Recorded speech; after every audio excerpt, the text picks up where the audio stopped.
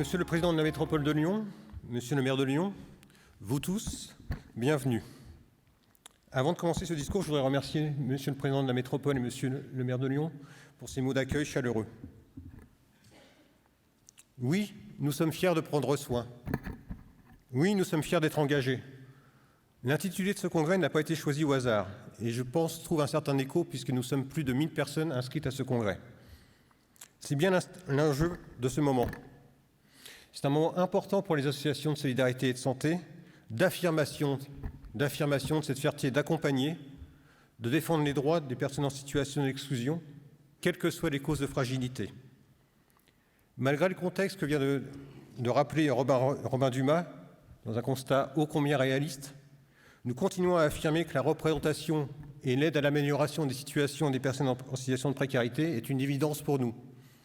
Une évidence non pas pour quelque devoir moral, mais une évidence parce que cela constitue l'ambition que nous portons ensemble pour la société française.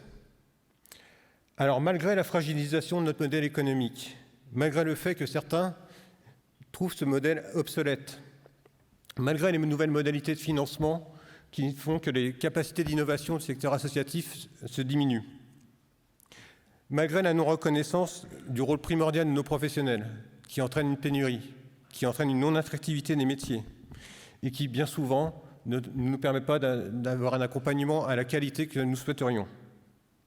Malgré la concurrence d'un secteur lucratif de plus en plus important, qui considère les solidarités comme un marché économique comme un autre et qui aura certainement pour conséquence de rejeter les plus vulnérables. Nous revendiquons haut et fort cette fierté d'accompagner les vulnérabilités pour une société résolument humaine, pour reprendre le titre de notre projet politique et stratégique. Nous revendiquons également le principe de non-lucrativité. Non-lucrativité, non pas parce que nous sommes étrangers à toutes les questions financières et budgétaires, mais non-lucrativité car c'est le seul moyen de développer en commun un commun réellement humain et solidaire. Ainsi, au cours de ces 2 journées, à travers ces séances plénières et ces 20 ateliers, nous avons voulu mettre en avant toute l'agilité, toute la diversité et toute la capacité d'innovation des associations.